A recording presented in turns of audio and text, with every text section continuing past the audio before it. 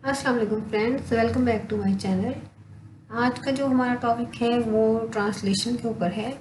Translation के कुछ sentences हैं जो मैंने इस वीडियो में कवर किए हैं। ये जो सेंटेंसेस हैं ये मैंने अपने पेज से ही लिए, जो मेरे फेसबुक का पेज है वहाँ पे कुछ ट्रांसलेशन जो मुझे अच्छी लगी, जो बहुत पहले से मैंने पोस्ट की थी। मैंने सोचा कि इसको दोबारा से वीडियो बनाऊँ ताकि सबको एक बार रिवाइज हो जाए कि क्या क्या थी और कौन से जो अच्छे सेंटेंसेस हैं वो आप किस तरह से ट्रांसलेट कर सकते हैं, उनको मैंने इसमें कवर किया है। तो हम देख लेते हैं।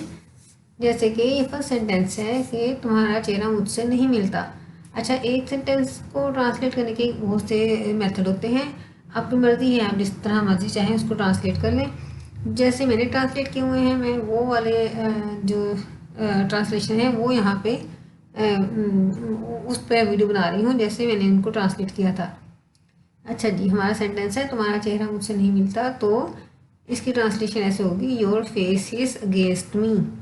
ठीक है, कुछ इसमें ईडियम्स हैं, ईडियम्स को लेकर मैंने ट्रांसलेट किया हुआ है, कुछ वैसे ही ट्रांसलेट किया हुआ है।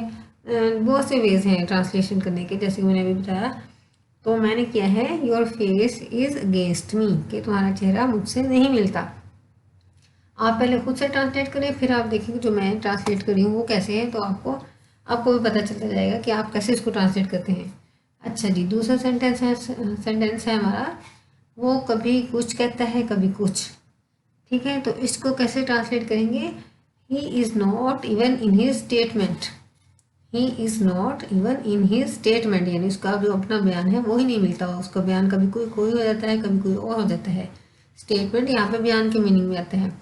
He is not even in his statement, वो कभी कुछ कहता है कभी कुछ। नेक्स्ट सेंटेंस है हमारा, तुम तो रोज़ आ जाते हो। ठीक है, यानी बंदा बेजार होकर दूसरे बंदे को कहता है तुम तो रोज़ ही आ जाते हो। तो इसको कैसे हम ट्रांसलेट करेंगे, you are an even comer. An even comer यानी कम होता है आना। एन इवन कमर यानी जो इवन होता है, इवन के बहुत से मीनिंग है। यहाँ पे इवन का मीनिंग ये है कि जो मुसलसल एक काम जारी हो रहा हो, बार बार हो रहा हो, उसके मीनिंग में यहाँ इवन को मैंने यूज़ किया है। You are an even comer यानी तुम बार बार आ जाते हो, तुम तो रोज़ आ जाते हो। नेक्स्ट है हमारा सेंटेंस, तुम्हारी सेहत कैसी है। तो इसको हम कैसे करेंगे, हो आर यू कीपिंग।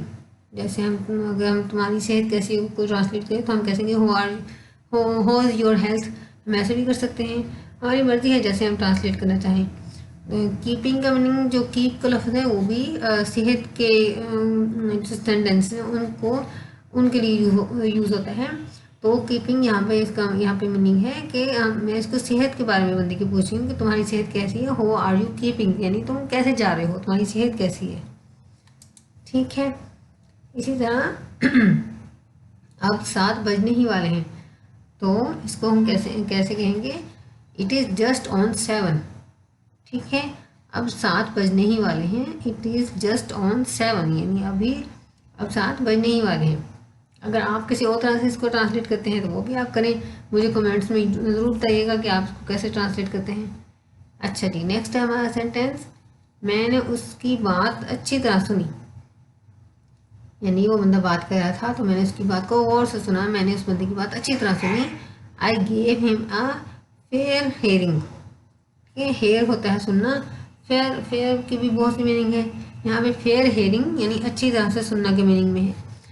ये एक तरह से एक फ्रेज ही है, give someone a fair hearing एक फ्रेज है पूरी। तो वहाँ पे समवन की जगह पे यहाँ पे मैंने हिम यूज़ करिए। आई गेव हिम, चूँकि पास्ट का सेंटेंस है तो टेंस है, तो मैंने यहाँ पे गिव की सेकंड फॉर्म गेव यूज़ की है। I gave him a fair hearing, मैंने उसकी बात अच्छी तरह से सुनी। अच्छा जी, इसी तरह हमारा सेंटेंस है, वो अपने आप को कोई चीज़ समझता है। यानी बंदा है कोई, तो वो समझता है कि मेरे जैसा और कोई नहीं है, तो वो अपने आप को बड़ी चीज़ समझता है, तो उसको हम कहेंगे he thinks no end of himself. He thinks no end of himself, ये भी एक इडियम ही है, नो एंड ऑफ हिमसेल्फ। वो यहाँ पे मैंने इसको यूज़ किया है, he thinks no end of himself यानी वो अपने आप को बड़ी चीज़ समझता है, वो अपने आप को कोई चीज़ समझता है। He thinks no end of himself. इसी तरह नेक्स्ट सेंटेंस है हमारा, बस बहुत जुबान चला चुके तुम। ठीक है, यानी कोई बंदा बड़े गुस्ताखी से, बच्चा कोई बड़े गुस्ताखी से अपने बड़ों के सामने बोल रहा है तो बड़ा उसको कहता है बस को तो बहुत ज़ुबान चला चुके तुम, यानी बहुत बोल लिया तुमने। तो उसको हम कहेंगे that is enough of your lips. ठीक है, डैट इज़ अनफ, या मैं डैट्स किया हुआ है, डैट और इसको इकट्ठा किया हुआ है तो डैट्स बन गया। That's enough of your lips, बहुत ज़ुबान चला चुके तुम, ये भी इडियम है, enough of your lips. That's enough of your lips, बहुत ज़ुबान चला ली तुमने। अच्छा जी, नेक्स्ट सेंटेंस है हमारा पानी कमर कमर तक था, यानी को कहीं सैलाब आया या कुछ हो गया, वहाँ पे पानी भर गया तो पानी कमर तक आ गया, उस मीनिंग में है पानी कमर कमर तक था। तो उसको हम कहेंगे water was waist high. Water was waist high, waist कमर होती है, वेस्ट हाई यहाँ पे मैंने इसको यूज़ किया, वाटर वाज वेस्ट हाई। और भी कई तरह से यूज़ हो जाता है, इसको ट्रांसलेट कर सकते हैं, वो भी आप करें, आपको पता चलेगा कि आप किस तरह से करते हैं।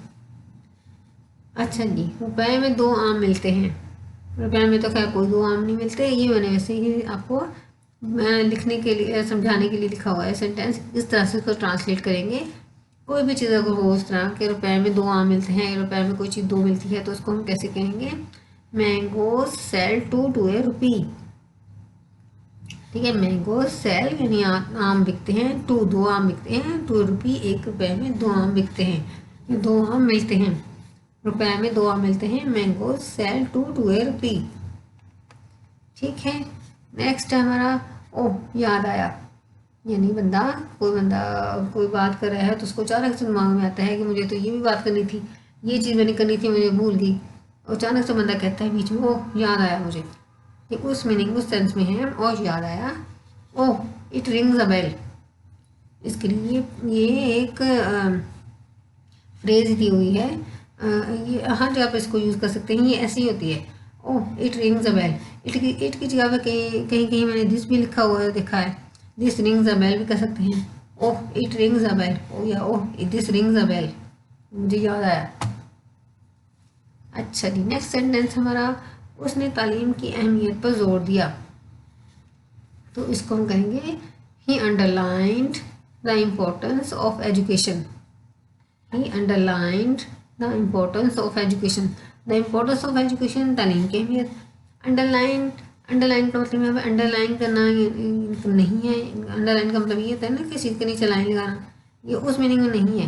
अंडरलाइन का मतलब होता है जोर देने के मीनिंग में यूज होता है, एक वर्ड के बहुत से मीनिंग होते हैं, यहाँ पे जो अंडरलाइन का मीनिंग है वो जोर देने के मीनिंग में है। He underlined the importance of education, उसने तालीम की अहमियत पर जोर दिया। इसी तरह इस रास्ते कितनी बसें गुजरती हैं, यानी कोई रूट है वहाँ से बसें बार बार गुजरती हैं या जितनी भी गुजरती हैं, तो हम कहते हैं इस रास्ते से कितनी बसें गुजरती हैं, तो हम कहेंगे how many buses play along this route. How many buses play along this route. ये प्ले जो है वो प्ले खेलने वाला नहीं है, वो PLAY प्ले होता है, ये प्ले है PLY प्ले। इसका मतलब होता है ट्रैवल अ रूट रेगुलरली, यानी एक रास्ते से जो बार बार चीज़ गुजर रही हो, जो बार बार जहाँ से सफ़र हो रहा हो, उसको कहने के लिए हम प्ले कहते हैं। प्ले अलोंग यानी वहाँ से गुजरने के मीनिंग में यहाँ पर यूज कर लिया। प्ले अलोंग दिस रूट, इस रास्ते से कितनी बसें गुजरती हैं, how many buses play along this route. ठीक है, प्ले यहाँ पे किसी भी जो ट्रैवल और रूट रेगुलरली, किसी भी रास्ते से जो चीज़ बार बार गुजरे वहाँ उसके लिए हम प्ले यूज़ करते हैं। प्ले अलोंग हो गया कि वहाँ से बार बार गुजरती हैं, उस मीनिंग में हो गया। अच्छा जी, काश मैं तुम्हारे किसी काम आ सकता, तो इसको हम कैसे करेंगे, I wish that I could serve you any purpose. ये तो शायद आप में से बहुत से लोगों ने सुना हो या पढ़ा भी हो। काश मैं तुम्हारे किसी काम आ सकता, I wish that I could serve you any purpose. काश कि मैं तुम्हारे किसी काम आ सकता, I wish that I could serve you any purpose. इसी तरह हमारा नेक्स्ट सेंटेंस है मैंने पूरे सफ़े पर नज़रें दौड़ाई, यानी कोई बच्चा है पढ़ रहा है अपना लेसन पेज को, तो वो कहता है कि मैंने पूरा सफ़ा पढ़ लिया, पूरे सफ़े को मैंने देख लिया, पूरे सफ़े पर नज़र दौड़ा ली, मुझे कोई वो वर्ड कहीं नहीं मिला, तो उस मीनिंग में है ये मैंने पूरे सफ़े पर नज़र दौड़ाई। I ran my eyes down the page. I ran my eyes down the page. ये पास्ट का था सेंटेंस, तो इसलिए मैंने रन की सेकंड फॉर्म रैन यूज़ की है। रन या रैन जो है वो वैसे दौड़ना का मीनिंग में नहीं है। रन माई आइज जो है वो मतलब होता है नजरें दौड़ाई, यानी वो पेज मैंने पूरा पढ़ लिया। डाउन द पेज यानी ऊपर से लेकर नीचे तक वो पेज मैंने सारा पढ़ लिया, वो सारा देख लिया। I ran my eyes down the page. इसी तरह नेक्स्ट सेंटेंस हमारा, मैंने उड़ती उड़ती खबर सुनी है कि तुम्हारी शादी हो रही है। उड़ती उड़ती खबर सुनना, इसके लिए भी एक फ्रेज होती है, वो होती है जी I heard on the grapevine. ये एक फ्रेज है, I heard on the grapevine, यानी मैंने उड़ती उड़ती खबर सुनी है। उड़ती उड़ती खबर इसकी मीनिंग है यानी मैंने दूसरे लोगों से ये बात सुनी है, सुनी नहीं, मुझे ये बात पहुंच रही है। I heard on the grapevine that you are getting marriage, that you are getting married. I heard on the grapevine that you are getting married, मैंने उड़ती उड़ती खबर सुनी है कि तुम्हारी शादी हो रही है। अच्छा जी, इसी तरह शहद की एक मक्खी उसकी उंगली पर आ बैठी।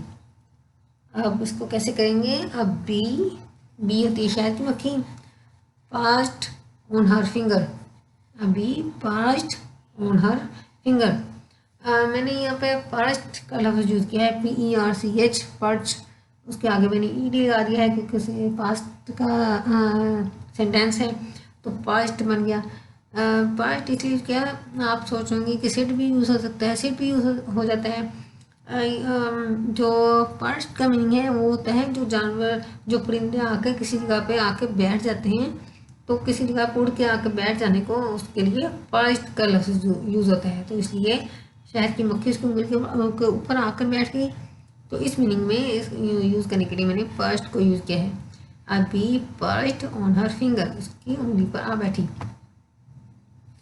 अच्छा जी, आगे है मैंने खुद को दौड़ से अलग कर लिया, तो इसके लिए हम क्या करेंगे, I opted out of the race. मैंने खुद को दौड़ से अलग कर लिया, I opted out. Opt out होता है यानी किसी चीज़ से निकल जाना, बाहर निकल जाना, तो I opted out of the race यानी मैंने अपने आप को रेस से बाहर निकाल लिया। इसी तरह आगे है मैं गलती तस्लीम करता हूँ, आई स्टैंड करेक्टेड। ठीक है, मैं गलती तस्लीम करता हूँ, आई स्टैंड करेक्टेड। और मीनिंग में भी आप कर सकते हैं, आई एडमिट माई मिस्टेक, आप ऐसे भी कर सकते हैं, आई एडमिट माई फॉल्ट, जो भी है। तो मैंने जो यूज़ किया है वो है आई स्टैंड करेक्टेड, कि मैं गलती तस्लीम करता हूँ। अच्छा जी, आगे है रात में जल्दी सो गया था, I had an early night. रात को मैं जल्दी सो गया था, I had an early night. An early night का मतलब यही होता है कि जल्दी सो जाना, I had an early night. इसी तरह उसका घर हमारे घर से 4 घर पीछे है, तो उसके लिए हम कैसे यूज़ करेंगे, his house is 4 doors down from hours. ठीक है, हिज हाउस उसका घर इज़ 4 doors डाउन। डोर दरवाजे होते हैं, यहाँ पे डोर्स का मीनिंग घर ही है। His house is 4 doors down, उसका घर हमारे घर से 4 doors डाउन, 4 घर पीछे है। फ्रॉम आवर्स हमारे घर से 4 घर पीछे है। जो डाउन का मीनिंग है वर्ड है, उसके भी बहुत से मीनिंग है। यहाँ पे डाउन का मीनिंग है पीछे की मीनिंग है, यानी पीछे 4 घर गुजर गए हैं, आगे जाके हमारा घर है, उसका घर हमारे घर से, यानी उस बंदे का घर, उसकी बात कर लेते हैं कि उस बंदे का घर 4 घर हमारे घर से 4 घर पीछे है। तो पीछे के मीनिंग में अगर यूज़ करना हो, एक लाइन में पीछे का सेंस देनी हो, लाइन में जो चीज़ें जा रही हैं, जो चीज़ें हैं उनमें पीछे की सेंस देनी हो, तो उसके लिए भी हम डाउन का वर्ड यूज़ करते हैं। नीचे के लिए जरूरी नहीं है, नीचे के लिए तो होता ही है यूज़ डाउन, पीछे के मीनिंग में भी डाउन यूज़ हो जाता है। His house is 4 doors down from hours, उसका घर हमारे घर से 4 घर पीछे है। तुम्हारा क्या जाएगा अगर तुम उसकी मदद कर दो, तो इसको हम कैसे करेंगे, what will you stand to loss if you help him. ये भी एक फ्रेज ही है, what will you stand loss, यानी तुम्हारा क्या जाता है, तुम्हारा क्या जाएगा, इफ़ यू हेल्प हिम, अगर तुम उसकी मदद कर दो तो तुम्हारा क्या जाएगा। ये भी एक फ्रेज है, तो जो फ्रेज होती है उसको फ्रेज को उसी तरह यूज़ करते होते हैं, बस उसमें टेंस के हिसाब से हम उसको चेंज कर सकते हैं, पास्ट या फ्यूचर जो होता है। अच्छा जी, नेक्स्ट हमारा उसके बाद बोलने की बारी तुम्हारी है। यानी जो 2-3 लोग बोले हैं, तो मैंने कहा बंदे को कि वो जो बंदा बोल रहा है उसके बाद अब बोलने की बारी तुम्हारी है। तो हम कैसे कहेंगे, you are down to speak next. ठीक है, you are down to speak next, उसके बाद बोलने की तो बारी तुम्हारी। यानी जो एक तरतीब से चीज़ें हो रही हैं उसमें मैंने जैसे अभी बताया उसमें डाउन के बहुत सी मीनिंग है। तो तरतीब से जो चीज़ें हो जाती हैं उसमें हम डाउन को कई मीनिंग में यूज़ कर सकते हैं। तो यहाँ पे वो तरतीब से जो बात बंदी कर रहा है, तो एक ने बोली है, दूसरे ने बोलना है, अब तीसरे ने बोलना है, तो वहाँ पे हम तरतीब से जो बात कर रहे हैं वहाँ पे हमने डाउन को फिर यूज़ कर लिया है। उसके बाद बोलने की बारी तुम्हारी है, you are down to speak next. अच्छा जी, सड़क से हट कर खड़े हो, यानी बंदे को हम कह रहे हैं कि तुम सड़क के पास ना खड़े हो, सड़क से थोड़ा सा हट कर खड़े हो। तो उसको हम कैसे कहेंगे, stand back from the road. Stand back होता है थोड़ा सा हट कर खड़ा होना, थोड़ा सा दूर खड़ा होना। Stand back from the road, सड़क से थोड़ा सा हट कर खड़े हो। इसी तरह है, तुम्हारी घड़ी कहाँ की बनी हुई है, what make your watch is. ठीक है, what make your watch is, तुम्हारी घड़ी कहाँ की बनी हुई है। मेक होता है, यानी हम बता रहे थे कि मेक का मीनिंग आप इस मीनिंग ले लें कि हम जैसे ब्रांड पूछ रहे हैं कि इसका ब्रांड कौन सा है, तुम्हारी घड़ी का कौन सा ब्रांड है, या तुम्हारी कार कहाँ की बनी हुई है। ये फिक्रा जो है एक से जगह पे आपको नजर आएगा लिखा हुआ, तुम्हारी कार कहाँ की बनी हुई है, यानी उस कार का मॉडल कौन सा है, वो किस ब्रांड की है, किस मॉडल की कार है। तो उसके जहाँ भी ये हो कि तुम्हारी घड़ी कहाँ की बनी हुई है, तुम्हारी कार कहाँ की बनी हुई है, तो वहाँ पे हम मेक को यूज़ कर सकते हैं, what make your watch is. ठीक है, ये कुछ सेंटेंसेस है जो मैंने अपने पेज से लिए थे। मुझे लग रहा था कि ये बहुत अहम सेंटेंसेस हैं, बहुत अच्छे हैं। इनकी इंग्लिश सिंपल करने की बजाय आप ऐसे करें तो आपको ज़्यादा अच्छा लगेगा, और कहीं यूज़ करना हो तो भी आप इसको यूज़ करें तो आपके लिए अच्छा होगा। एक बार फिर से आप पूरी वीडियो को दोबारा देख लें, ताकि जो जितने भी सेंटेंसेस मैंने पढ़े हैं वो आपको पता चल जाए कि कहाँ कहाँ आपने किस तरह से चीज़ें यूज़ करनी है। नेक्स्ट वीडियो में हम किसी और टॉपिक के साथ मिलेंगे। टिल देन, अल्लाह हाफिज़।